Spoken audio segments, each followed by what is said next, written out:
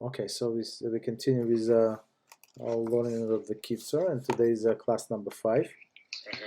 And we start from laws of Shmiras Halashon, and we're on page number 23. So we're going to do a little piece. So it says subject, sub-subject, inside Lashon Hara. Although most Jews are generally aware of the Torah prohibition against Lashon Hara, this devastating force has somehow glided through the centuries, disguised as a relatively harmless aspect of the human nature. So people, like, if you ask anybody, like, if they know about Lashon Hara, everybody would say, of course I know, and they would make it seem like a joke, right? So not taking it seriously, which is a big mistake. But the toxicity of the Lashon Hara isn't hard to grasp. One need only to examine the aspect of the human nature that fuel it: arrogance, anger, jealousy, critical attitude, and negative outlook. So all of these attributes, that's was the cause of Lashon Hara. Somebody is arrogant, he would look down on a person, or somebody is angry, he would speak Lashon Hara about negative speech. So Lashon Hara is negative speech. Jealousy, so he said he would say this guy have this business is actually stupid and this and that. So and the only reason because he think that he could have the same or even better. Critical attitude, same. We judge our very critically and now only from a positive side. Negative outlooks, there are people that see like everything in the dark shades. There is the formula that energizes Lashon Hara and set it flying. So all of this negativity. So the author said, like, look what's is fueling this Lashon Hara, all of these negative traits. Conversely, when one follows kind, gentle words back to their source, one finds them embedded in the most wholesome aspect of the human personality. Right? So if he does opposite, humility, willingness to avoid dispute. So humility means that I don't have to judge anybody, right? Who I am, and willingness to avoid disputes. So even if somebody told you, so you don't have to retaliate and then start all of the strife between people, between groups of people, right? Recognitions of Hashem's image in others. So that's the opposite of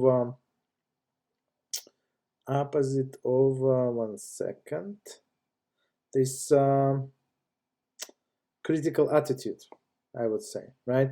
So he said, okay, maybe this guy is not this, maybe he's not that, but at least he's created in the image of Hashem, and I have to respect him just for that. That's enough reason for me to respect this human being because he was created in the image of Hashem.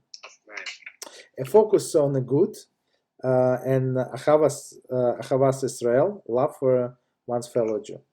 So that's if person does not speak Lashon Hara, that's what his qualities are. And there is what Chavos Levavos says that the mouth is a quill of the heart. It's a very interesting expression, right? It's like so what the mouth says like out loud what the heart, what the person has in his heart.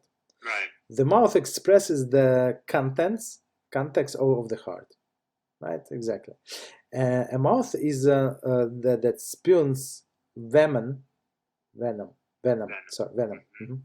Can only be the outlet of the heart that produces it. So if somebody said something out loud, and he would say, no, I didn't mean it, this and that, it's not true. It's absolutely not true. That was in his heart. You understand? So even if he made it seem like, oh, I didn't mean it like that. It really, like, he meant it.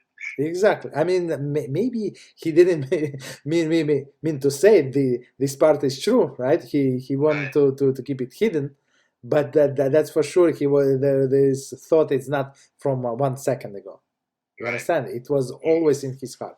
He was trying to hide it. The Torah the Torah horns in how tightly on this tightly intervened bond between the words and the heart, directed every Jew to work to replace the dark with the light, the low with the lofty. That's what we have to work in.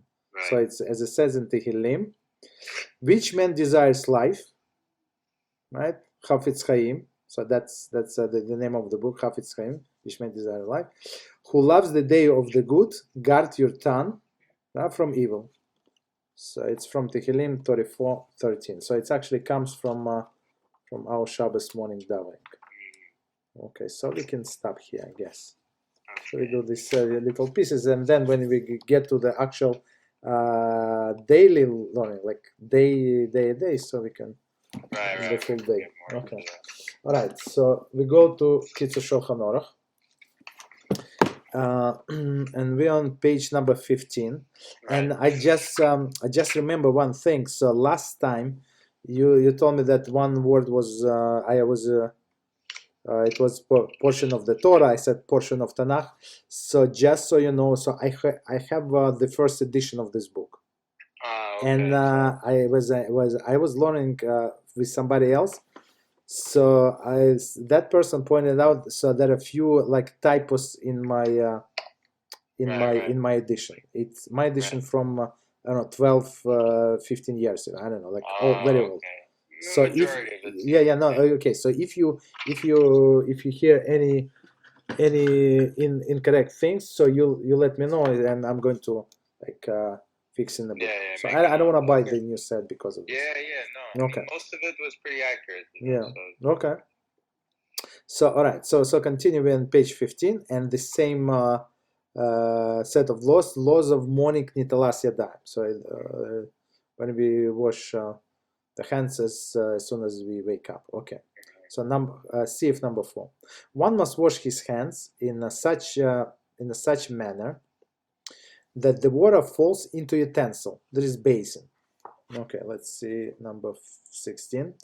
And not on the floor of the house. In the earlier times, it was common to have earth floors, and all the used water was poured out onto the floor. I'm not sure why. Like for me, it would look muddy. Not look, but even feel muddy, right? But that's what they're doing. Earthly floors, they would spill the water there. Okay, but not this water. Not this water from Nitalas Yadayim.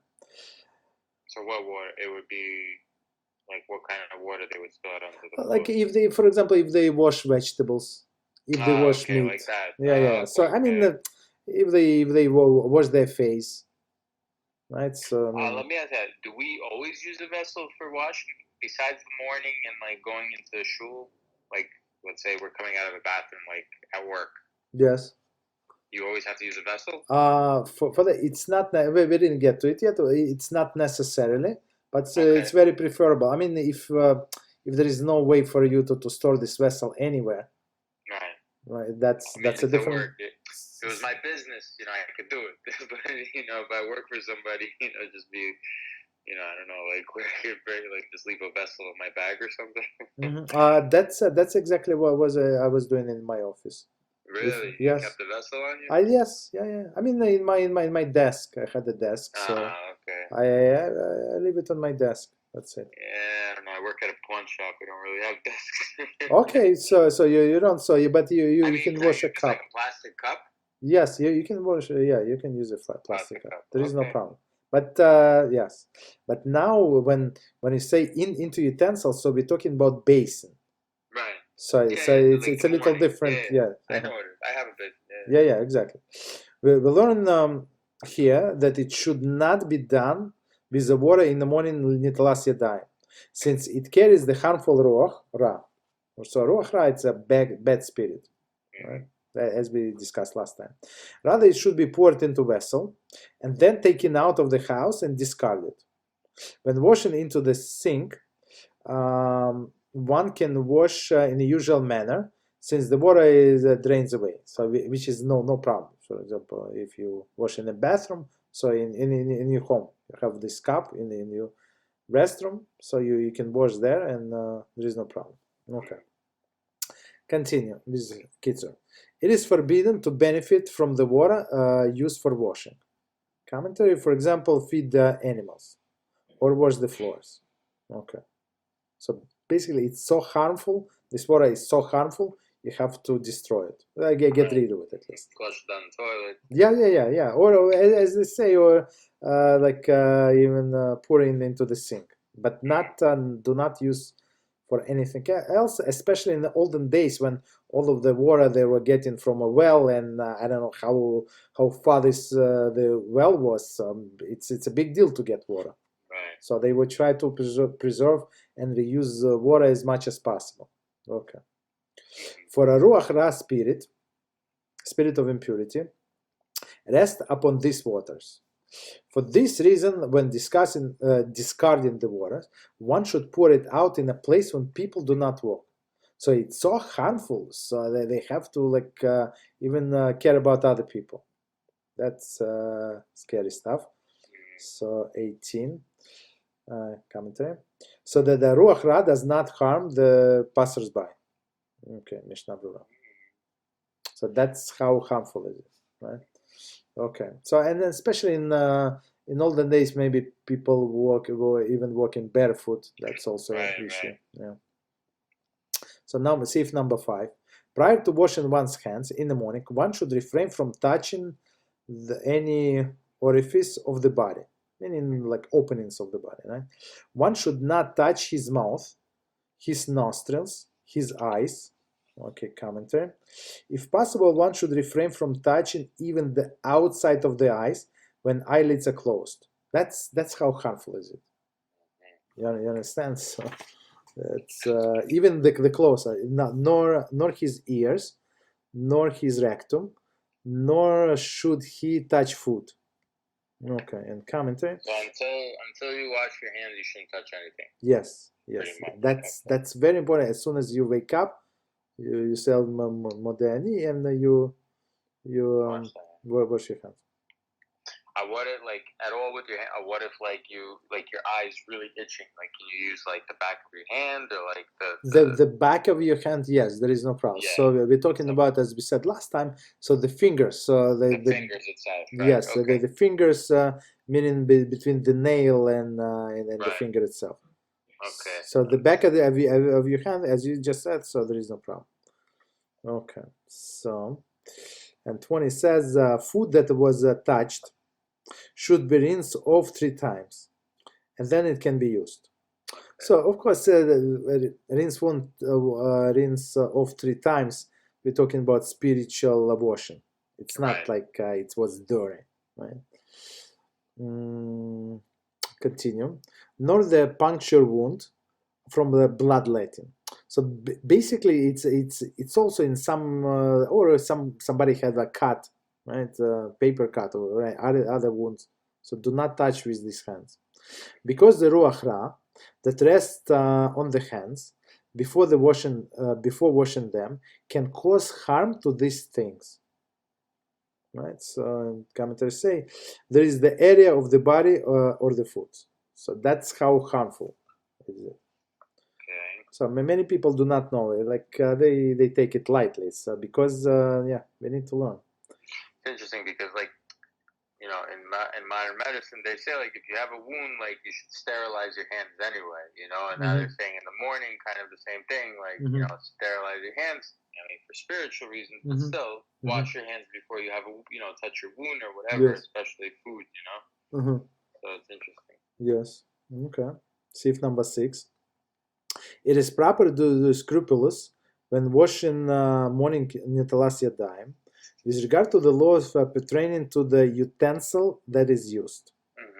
Commentary: there is that one use a utensil, and that the utensil be without cracks and holes. Okay, so whole it's like respect for a mitzvah also. Right.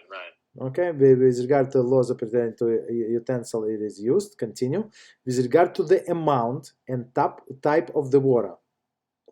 So amount, we say revi'is. Revi'is Mishnah Brura, so between 2.9 and 5.1 ounces. So it's 86 grams or 115 grams. So it's this revi'i is a measurement of the liquids. And we're going to discuss it in our other studying when we're going to study about Kiddush on Friday night. No, not even Friday, Shabbos morning also. So that's when it's going to come into play. Okay, so it's like minimum of like halachic amount of the liquids. This reveals. Okay, so it's very important to know. Okay, with regard to amount and type of the water. Type of the water, for example, the water not be discolored. So, okay. Continue with Kitzur. And the water should pour onto his hands through the human force. Commentary. There is one should not simply pass the hands under the water already flowing from the faucet. Should not. So basically, so two things. You have to do it from utensil, and you have to do it through your human force. Right. So in some sense, when you open your faucet, right? So it's through the human force, but it's not from utensil. So these pipes in your house are not utensils. So this. So it's like you have to make your own effort to wash your hands, not like just kind of go through the sink. So only in this case, with the bread also, right? So only in this case this impurity can be removed. Okay. Of course, it has nothing to do with cleanliness. It's not. Okay. Similar to the laws in Netalas Yadayim for meal, exactly. Right? As we're going to see. Siman for it. That meal meaning before eating bread. However, in the present circumstances, when he does not have proper conditions available to him, like he's outside, he's, I don't know, not sleeping, like he's camping, right? And he wishes to pray, he may wash his hands with water from any utensil. From any utensil. So as we said, even with one cup, like a disposable cup, plastic cup, and with any type of water, and without human force. So that's very, very lenient. Not everybody agree, but okay. As long as the water has poured onto his hands, Ruach Ra will depart. Okay. But that's only under pressing circumstances. Yes. So it's only after the fact. So yes. And he may still recite the blessing al netalas yadayim. So even though it's not according to all of the halachas, but it's one of the blessings that we say in the morning. Regarding wash. So the blessing you say in the morning, right, of netalas yadayim, and then you say it before praying. Yes. Before praying. Yes. So it's it's in our Sidurim. So it says. So we don't go by exactly by the Shulchan Aruch. So in Shulchan Aruch you say that it says actually very clearly that you wash your hands, you say the blessing. You sit on your bed, you say another blessing. You stand up, you say another. You put your shoes, you say another blessing. But here that's what it says in the original Shulchan. Yes. You have to say a blessing every time you do. Wow. Yes. It's very clear, spelled very clear. But today's custom, when I say today, I'm not sure. I don't want to lie. I'm not sure when it started the custom. So basically, we say all of this blessing when you properly dressed, and I understand where they're coming from. So sometimes person is not dressed. When you wash your netalas yadayim, you don't have your kippah on. You don't have this. Your mouth is not exactly clean. So you need to go to the bathroom and you need to brush your teeth. Okay, so it's not the proper time. So we go by opinion when you're completely dressed, right? You're clean and groomed and everything. So now you can say all of the blessings with the proper kavanah. So pretty much once so you're not really thinking about, oh, I got to brush my teeth, yes, I got to do this. It's like all your focus is after you're good and ready to That's go. it. You That's can say all the blessings. Yes. Yes.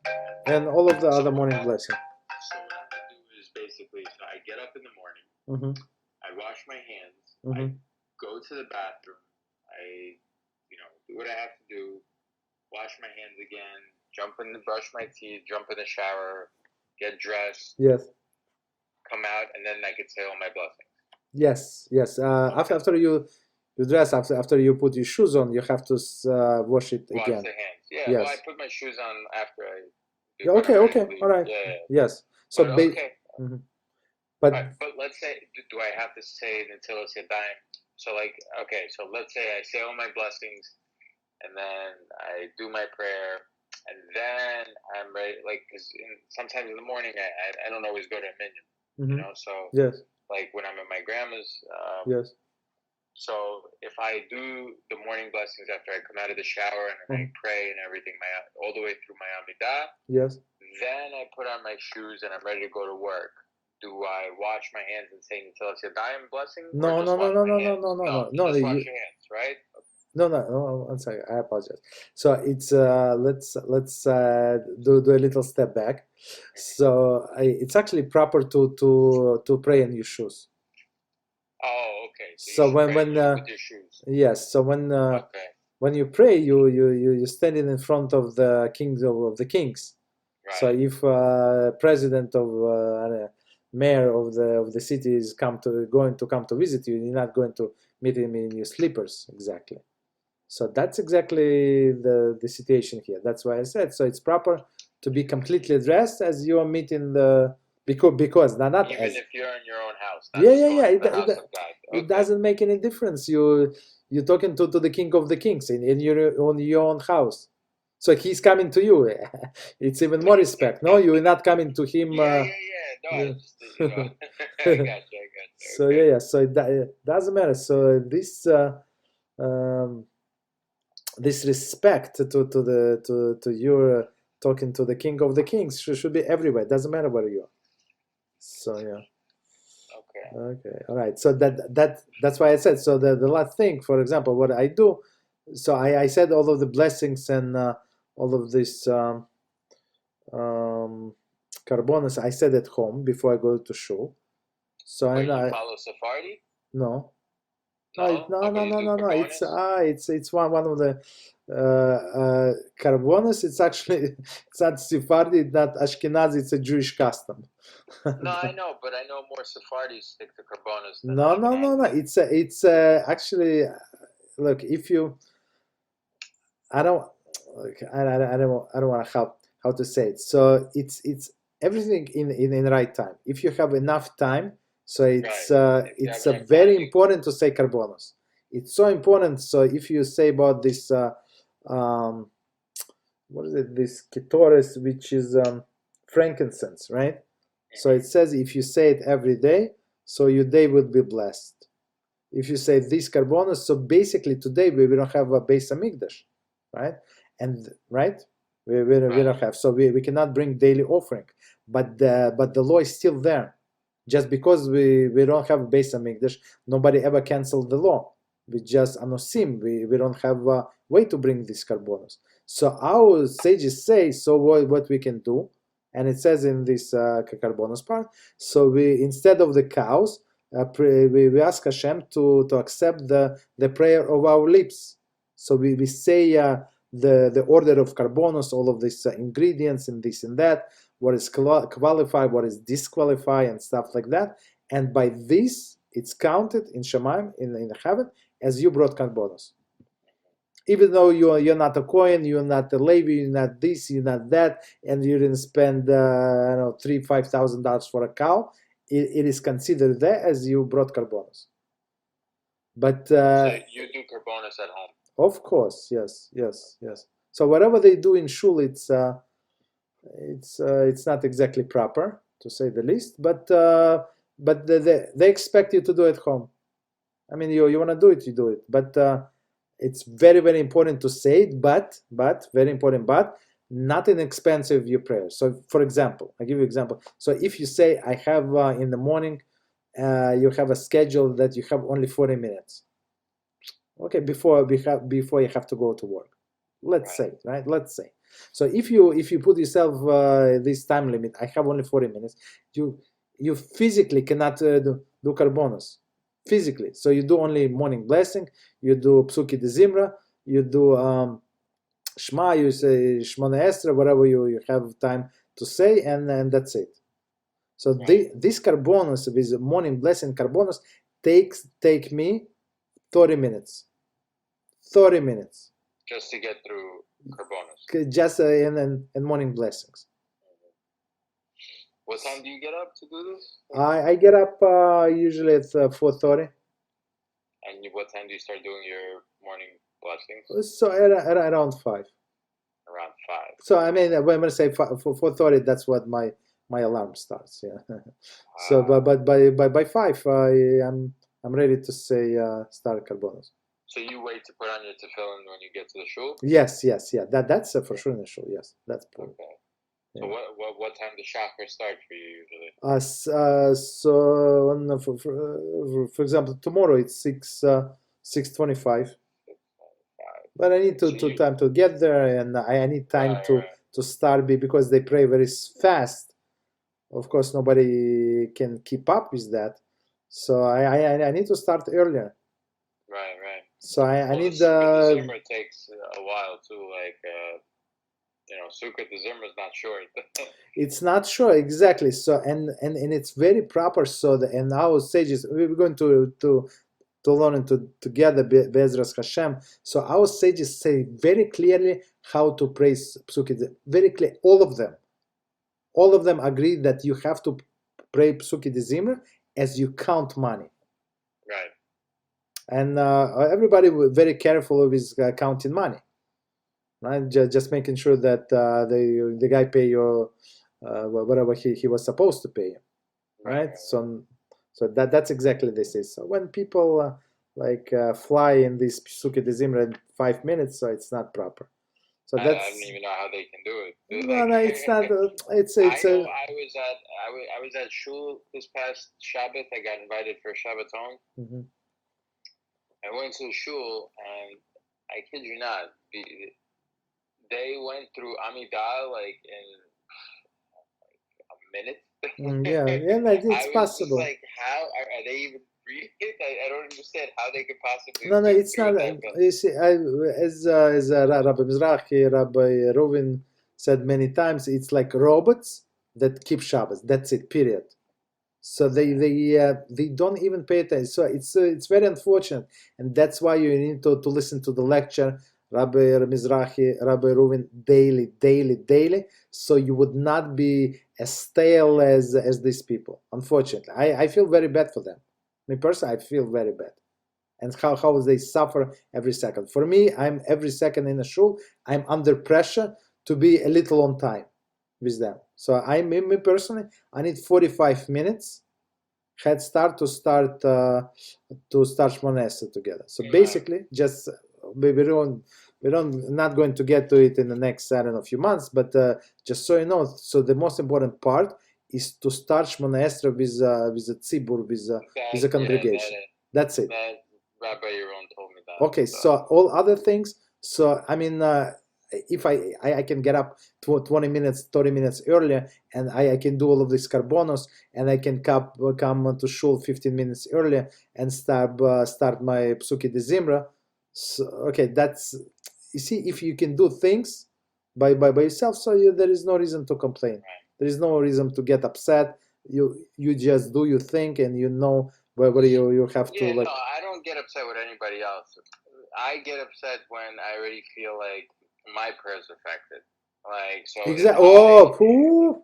That's exactly. If I feel like I'm not having concentration, then I get mad at myself, and I'm kind of at the same time I'm like, I'm sorry, Hashem, there's something off with me. I'm in my head, I'm already talking to like Hashem, like, I'm sorry, I'm apologizing, and I'm continuing my prayer because I don't know what to do at that point. Like, I don't have enough kavanah.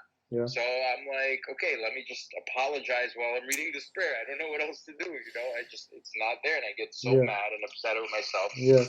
I don't really get mad, but I get very upset. And when I get upset because Hashem's here and I'm not giving him the concentration that he deserves, so it upsets me, and I get scared at the same time, and I'm going to apologize.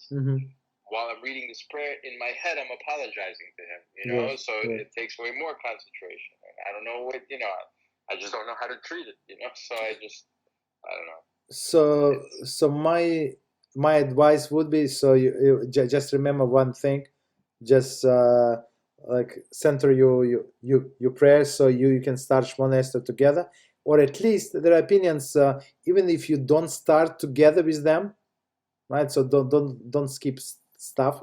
I mean, we in BeEzrat HaShem we're going to learn what you're allowed to skip, or you're not allowed to skip if you want to start Shmona Esrei with them. But basically, like the bottom of the bottom line. So you should make your goal, right? If you can say that. So most of your Shmona Esrei, you pray with the congregation. Most of it. You can even start earlier before them. That's sometimes, if I have time, that's what I do. Like, I don't know, 30 seconds, 1 minute, even 1 minute before. Right. They anyway, they're going to finish before me. That's not a question. That's not a. But at least the majority of my Shmona Esrei will be with the tzibur. That's important. And all other things, me personally, I just don't pay attention. They can do whatever they want. I know that I'm talking to Hashem, and he does so much good to me every day, every second. So I would be embarrassed to pray even one or skip things, or do like say the words faster. It's not me. So I'm trying to ignore everything that what is going on. Right. That's my way. At least okay. All right. So let's continue Kitzur. So we said.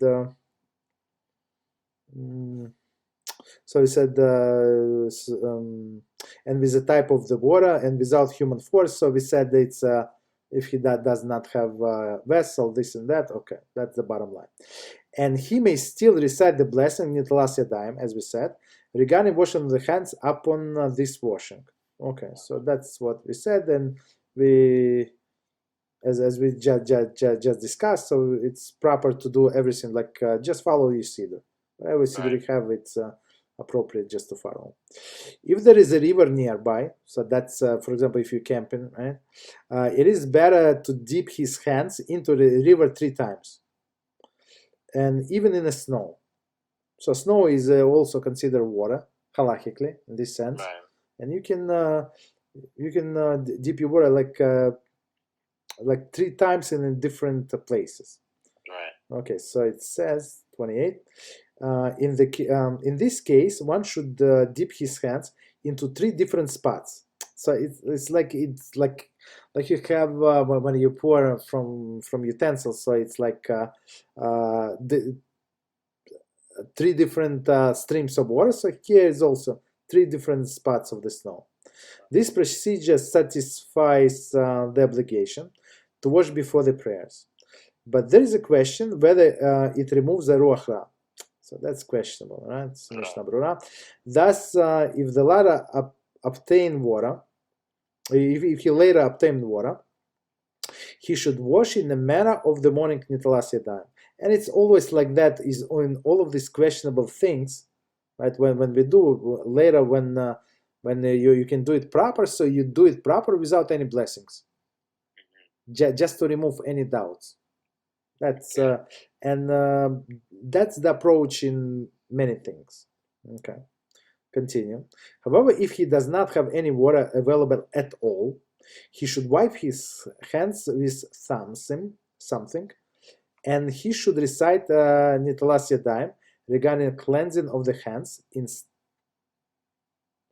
Nikiyus. I'm sorry. Al Nikiyus Yadayim. Nikiyus is cleanliness, right? Nikiyus. Regarding the cleanliness of the hands, instead of usual Al Nitalas Yadayim. So, and they give an example of dry cloth. So why is dry cloth? Because it's also cleaned, right? So it's not as good, but as we said, after the fact. If this and this is sufficient with regard to requirements of the washing for prayers. So before the prayers we need to wash, but not sufficient for removing ruach ra. So wiping is good enough for prayers, but not to remove the ruach ra. Note number 30. The Orach Chaim in Mishnah Brura points out that since the cleanliness of the hands is in a place of washing, of the washing the hands with water, the entire hand must be cleaned. The entire hand, both front and back, preferably until the wrist, and at least until the knuckles. So why? What is it with this commentary? So we're going to say, for example, if he does not have enough water, or for example on Yom Kippur, when we're not allowed to wash, right? When we're not allowed to wash our body, so that's what we say. So halacha is you wash until the first knuckle of your fingers, and it's a minimum requirement, and that's enough to remove the ruach ra. So on Yom Kippur we just wash up to the first knuckle. Yes. So basically, what I do on Yom Kippur, I pour in this cup. So I pour the minimum amount of water.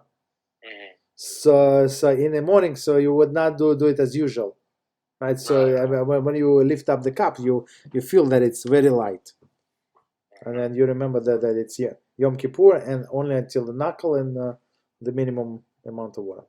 Later, when the water is and suitable utensil become available to him, he should wash his hands again, this time in proper manner, but he should not recite another blessing. So blessing is said only once. Okay. Right. So we have time. Stop. Tell me. Yeah, go ahead. Okay. Number 7. It is written in Tehillim 103:1. Bless Hashem, O my soul, and let all of my innermost being bless His holy name. Okay, so let's see commentary 31. In the context of this halacha, the verse is understood as teaching that when the blessing Hashem, all of one's body must be in a fitting state to participate in the acts of blessing. That's exactly what we are talking about before. That he has to do with everything is clean, mouth and other things. Since the person must bless Hashem with participation of all of his inner organs, interesting, it is forbidden to recite any blessing until he has cleansed his inner organs of the excrement and urine. So it's not a good thing just because I have to go to the bathroom. No. It's actually halacha to go and to the bathroom before making all these blessings. In the morning when one arises, one usually must attend to his needs, defecate, or at least urinate. Therefore, he should not recite the blessing Al Nitalas Yadayim at the time he washes his hands. So that's the explanation. Until after he cleansed himself. After relieving himself, he should wash his hands second time. Okay, so first, he washes while he's in a bed, so he does not say any blessings. Right? Then he takes this cup and go to pour out the water, and he goes to the bathroom. Right? That's the sequence of events. And then he recites the blessing Al Nitalas Yadayim, but as we said, it's when he's 100% ready. Okay, so here's the thing, right? Like this was asked to me, like sometimes like I'll be able to relieve myself, in the morning. Sometimes not. Sometimes I'm an evening guy. Everybody has their own schedule. I'm not young anymore. I can't I did read that it helps to get up and sit down and get up and sit down. Yes, yeah. That's a Shulchan Aruch. Yes. Is that something you do? No, no, I have exactly the same situation. So, but at least number one is enough. So Number one is enough, right? Okay. if you don't have a urge, if you don't feel the need to go number two, that's okay also. Right. Okay. But Like, it's you shouldn't force yourself, no, because no, it no, no. even says God in the forbid. Shulchan No, Aruch, no, no, like, no. don't force yourself, right? Yes, So, yes, yes, yes. No, no, no okay. force. But number one for sure you can go. Okay. Number one. Yeah, that's no problem. Okay, so that's exactly what's same. And just since we're on this topic, I just want to add. So the same applies before praying. So Right. in the morning it's obvious, but when you pray at home or whatever in the minyan, make sure that wash your hands. But even more important than this, make sure that you don't need to go to the bathroom. Right. Because yeah, I remember I was in yeshiva. I used to rush to go to the bathroom before our yes, minyan started. yes, yeah. That's a proper way. It's because if God forbid somebody prays and he has the urge to go to the bathroom, it says as they in the Shemaim they consider him as his sacrifice to the idol. No less, no more. Okay. So that's how serious it is. And I accept it upon myself. It's one of the things that I accepted. There is a custom to accept things on Rosh Hashanah, New Year's. Some things, and that's one of the things that I accepted upon myself, like I don't know, many years ago. 5 years, 4 years, I don't remember. So to make sure that I like explicitly go to the bathroom, I don't want it, just make sure, like do everything that depends on you. Right. I went to the bathroom before mincha. If it works, then it doesn't matter. But at least I know that I did my part. So they say if you're in the middle of Shmona Esrei and you have the urge, so it's a different story. So it's not. It was not up to you. So your part to make sure that you don't want to go like before they start. Before you go. That's so it. Prepare yourself before. Whatever happens during, that's another story. Yes, right? yes. So what do you do if it happens during? Do you finish it and then finish? They say finish okay. and then go. Yes. Okay. Unless look, but on another hand, if you cannot hold, no, then you gotta go. Absolutely. yes, that in this case you have to go. You have to stop and you attend your needs because it's also in Shulchan Aruch that you cannot hold, and there are a few reasons because a man can become sterile, right? If he holds some others, so it's So basically, they're saying, okay, so on the one hand, make your effort to do your hishtadlut when it comes to relieving yourself. Correct. Right? Yes.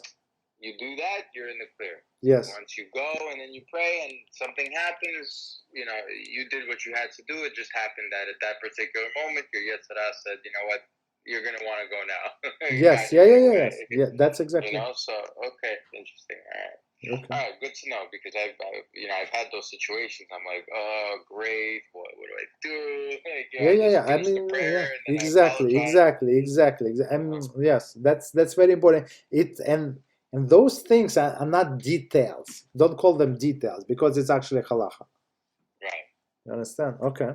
So continue. Torah 2.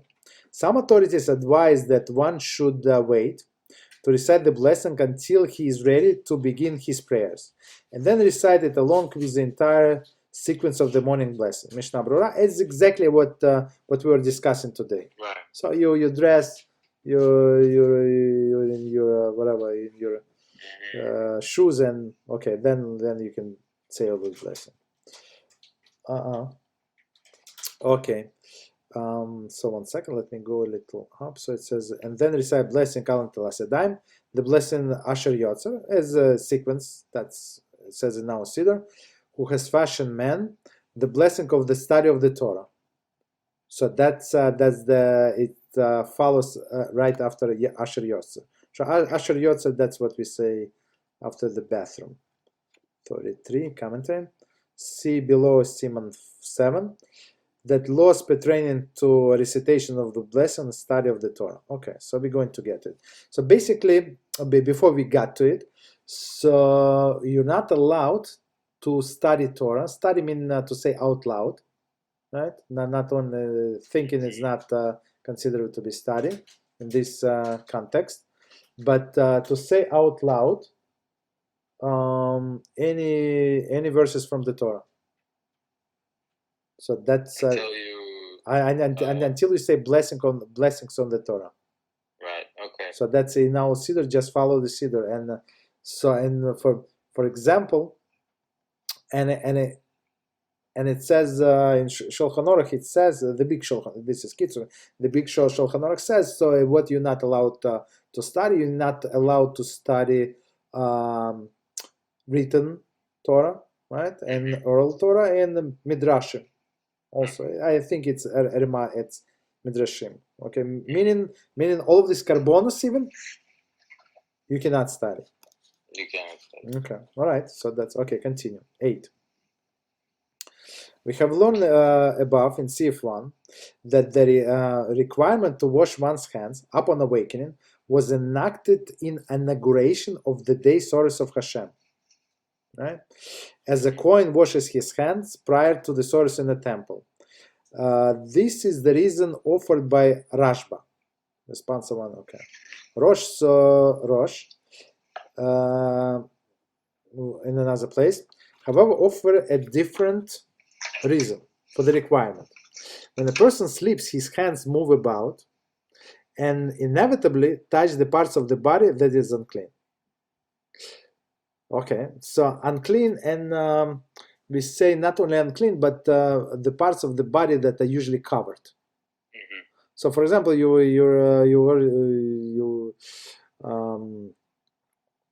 even your hand, hand like your elbow is usually covered. So if you scratch your elbow, so it's already touched something that's unclean. Mm-hmm. In this view, the sages enacted the morning the Nitalas Yadayim to ensure that one have the clean hands for prayer. So basically, we have 2 reasons. One is that you're ready for the service of Hashem, and second, your hands are not clean. The Halacha recognizes both the reasons of Rashba and that of Rosh. Thus, the blessing of Al Nitalas Yadayim is cited only when both reasons for washing apply. 1 second, 34. So it says, Mishnah Brura, blessings are not recited in case of the doubtful obligation. So we're going to see what doubtful obligations are. So basically, just a little heads up. So all of these blessings are rabbinical, right? Well, 99% of the blessings are rabbinical. So basically, if you're not sure if you said the blessing or not, you do not repeat it. Right. It's a rule of thumb, but of course there are exceptions. But the only blessing that is biblical, right, is Birchas Hamazon. So Birchas Hamazon, since it is biblical, so if you don't remember, you say it or not, so you have to say it. Right. But if you don't remember, if you say the blessing Al Nitalas Yadayim, for example, or you start eating apple and you say one second, stop, 1 second. Did I say blessing or not? So in this case, you cannot repeat the blessing, because we have a prohibition. So it says in one of the 10 commandments, do not carry names of Hashem in vain. Do not say it in vain. So in this case, if, for example, if you already said the blessing on this apple, so it would be in vain. So when you have rabbinical and biblical, so we go by biblical, not to break. So it's of course there are exceptions, but that's a general rule until we get to that details. Okay. In addition, as we have learned, that there is an obligation to wash the hands so as to remove the ruach ra from them. So it's like a third one, right? So preparation of the for the prayers, removing of ruach ra, and the third one that he touched some unclean parts of his body. However, this reason alone does not warrant the recitation of the blessing. And the example would be if a person took a nap, right? So there is a ruach ra, okay, when he was sleeping, but he has to wash his hands, but he does not say any blessings. Okay, continue. The CF discusses 4 situations in which one is required to wash his hands, but for the reason outlined above, does not recite the blessing al nitalas yadayim. So those are exceptional cases. Okay. If one awakens and wash his hands while it was still night, right, as halacha dictates, and then remains awakened until the daybreak. So he, let's say, woke up, if you take today, even like 4 a.m., even 5 a.m. is still night. I'm not sure what is the dawn. I think it's 5:50. That's what I think. Around 5:50. Okay, the dawn. So he woke up before the daybreak. Okay, and one more time. If one awakens and wash his hands while it was still night, so he woke up, let's say 5 a.m. Let's say he woke up at 4. Yeah, 4. Yeah. That's it. Okay, and as halacha dictates, as we say, right, and then remains awake until the daybreak, right? Commentary. Although both reasons of Rashba and Rosh are satisfied, meaning that he's ready for the service and he touched, most likely that he touched some usually covered part of the body, are satisfied by washing the middle, are satisfied by washing the middle of the night, so he was obligated to. There are authorities who maintain that the Ruach Ra removed by the washing returns with the daybreak. So that's it. And one must therefore wash again to remove Ruach Ra. So there is also that opinion. So even though not everybody agree, but we're trying. So how do you know which opinion you go with? Okay, that was my next topic.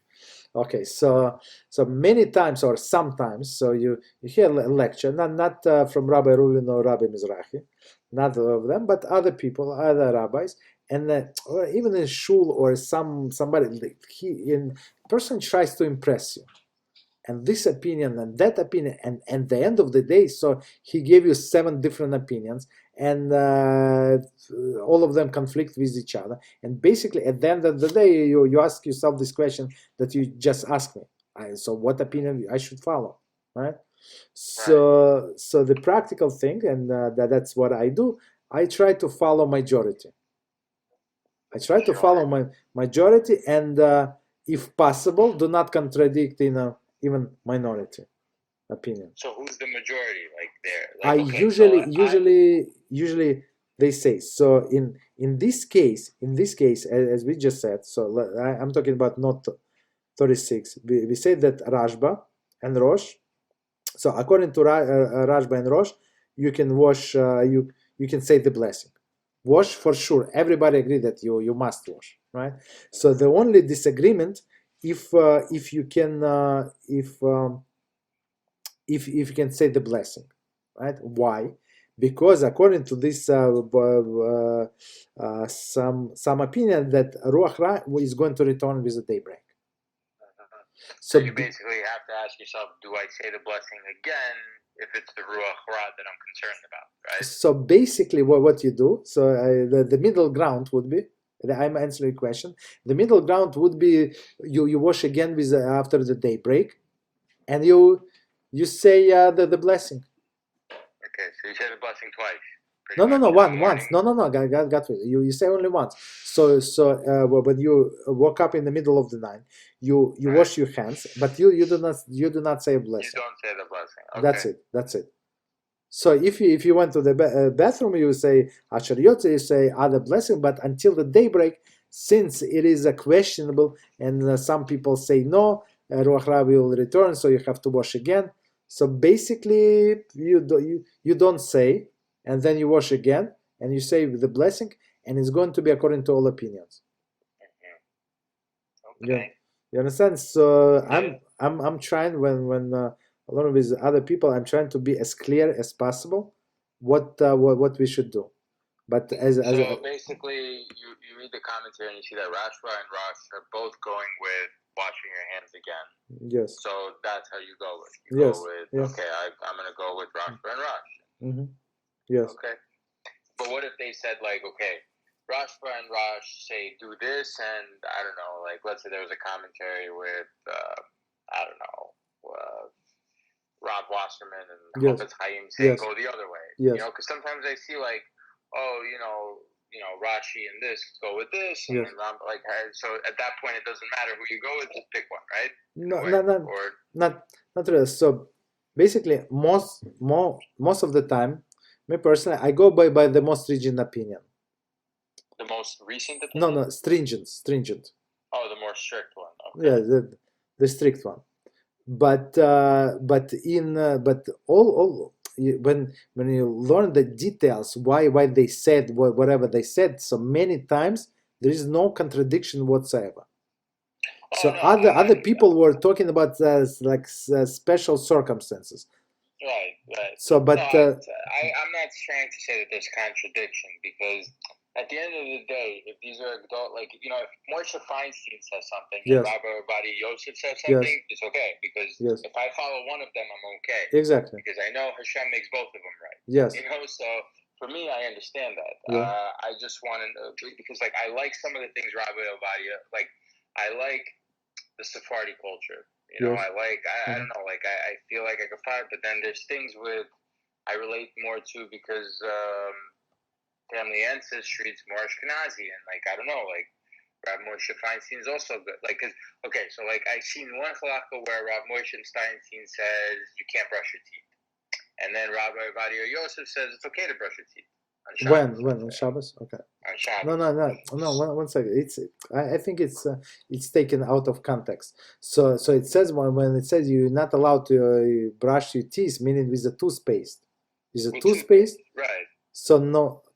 So they say today they invented. I don't know if there's a liquid toothpaste, because I use mouthwash. Liquid. I don't. That's it. That's so you don't need 7 opinions. So in your case, whatever you picked, it's according to all opinions. So all of them would agree. So you can brush your teeth. That's exactly what I do. I use the mouthwash, right? And I do with a toothbrush without paste. That's it. Okay, because the girl I'm seeing, she uses liquid toothpaste. There's a liquid toothpaste. Okay, there is the problem is not with squeezing. The problem is in a smoothing, and we're going to get to it. Smoothing. So, and since it is a liquid, so basically there is no melacha of smoothing. So it's a personal priority, but it's a little lenient. So I'm talking about myself. So and whatever you said with this toothbrush or without toothbrush, with the mouthwash, it's according to all opinions. Why you want to put yourself in this difficult situation? You understand? So I mean, for so many years I got so used to. I mean, I don't suffer. So after Motzei Shabbos ends, I brush my teeth with a toothpaste. Right. That's it. I mean, it's not such a big deal. So and many times there is a middle ground that everybody would agree. So in exactly this situation, I think it's a perfect example with a toothbrush. Okay. So whatever she does, so you don't tell her that she's doing wrong. And I'm not in a position to rebuke her. No. In any case, I wouldn't want to yet. I'm not strong enough to rebuke anybody. No, I'm exactly. Just curious out of myself. Exactly. That's a good point. So I want to elaborate a little on that point. So it says that you can do stringency, right? Stringency, and Shulchan Aruch says, and Rabbi Ovadia also said many times. So the one who goes with stringency is going to be blessed. Okay. But this stringency you can apply only upon yourself. Right. So Shulchan Aruch says, or that Mishnah Brura said, there is some others they say opposite. So basically, it means that you can follow that opinion. Mm-hmm. So you cannot tell people that they doing something wrong. That's why when you ask me a question, I tell you what I'm doing. Right? I don't say that other opinions are wrong. I just say that I wanna be in a good terms with Hashem. Right, absolutely. That's it. But it does not mean that they're in the bad terms. But I want as many poskim and all of the other generation, Well, this you generation, just want to be on my better side. safe than sorry. Right, I got Yeah, you. be on my side. When after 120, when I go to Shaman, so they would testify that I did according to everybody, not only one lone authority that say yeah, that's what I said. That's what I said. Maybe it was typo, right? So Okay. okay, so continue. All right. You wanna? I still got my prayer to do and all that stuff. No, but we didn't finish. 5 minutes, 3 minutes. Oh, okay. Or if you want, we can stop here. No problem. No. Let's finish.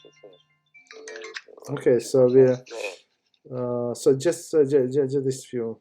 Okay, so it says so from the beginning. If one awakened and washed his hands while it was still night, the halacha dictates that and then remains awake after break. So that's what we left off. Or if after awakening and washing his hands, he returned to sleep a second time, which is also possible, while it was still night. So he went to the bathroom, right? Commentary. In this case, the reason for washing, according to Rosh, applies, right? Because he touched his body, since he slept again before the prayers, right? And his hands may be presumed unclean. However, according to Rashba, that one wash due to the having been created anew, he would not have to wash again, as a person created anew only once a day. Okay, so continue. So there is an answer. Likewise, one who slept during the day for 60 breaths. So there is many definition of 60 breaths. Yeah. So 38, 60 breaths. Like a half hour. Yes, yeah, half an hour. Some say it's like 3 minutes. So it's a 60 breaths is a halakhic reference to the significant nap. It can contrast to the simply dozing off. In contrast, okay? So it's not like he does off at the table. One who dozes less than equivalent of 60 breaths, even at night, is not affected by Ruach Ra. Mishnah Brura. Okay. When sleeping during the day, while one must wash due to the Ruach Ra that affects the sleeping person, the reason for washing of Rashba and Rosh does not apply. So basically, so the bottom line, what it says here, so if you took a nap during the day, you still have to wash, but for sure you don't say bracha, because it's only one of the three conditions. Okay.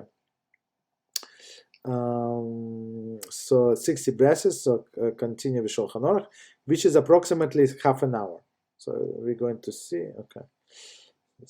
But half an hour, but others say it's 3 minutes, somebody said 1 hour, different opinions. Likewise, one who remained awake the entire night and did not sleep for 60 breaths, it's like on some holidays we stay, like on Shavuot, on other Hashanah Rabbah we stay all night. In all these cases, there is a question whether he must wash his hands or not. So in all of these questionable situations, as we said before, we just don't say blessing. Okay, commentary, almost done. While one would be obligated to wash his hands, so even according to one opinion, you have to wash your hands. Right? In this case, according to the reason of Rashba, for in his view, the enactment of the sage is applied once daily, regardless of whether he slept or not, meaning that he's going to serve Hashem. The reason for Rosh does not apply, as one hands are assumed to remain clean while he's awake. So he was dressed, he didn't scratch himself. Okay. Right. So, okay. Therefore, he should wash his hands in a usual manner in the morning, Nitalas Yadayim. There is 3 times, each on in alternated fashion, meaning that to remove the Ruach Ra, as we said, that it comes anyway, according to that opinion, that it comes anyway in the morning, as described above in CF3, but should not recite the blessing upon washing. That's it. So we wash. So in all of these questionable situations, we wash, but do not say the blessing. Say the blessing. Okay. So mostly just, right, we say it in the morning. I mean, like, when we're all dressed and whatever, we say the blessing. Yes. Like, and then before eating, pretty much are the main things. Like, before eating bread. Yes. That's the only times we say, yes. At least more than once in one day. Yes. Yeah. Okay. Yes, All but right. yeah, but those are not connected. Right, they're not connected. I understand. Okay. Okay.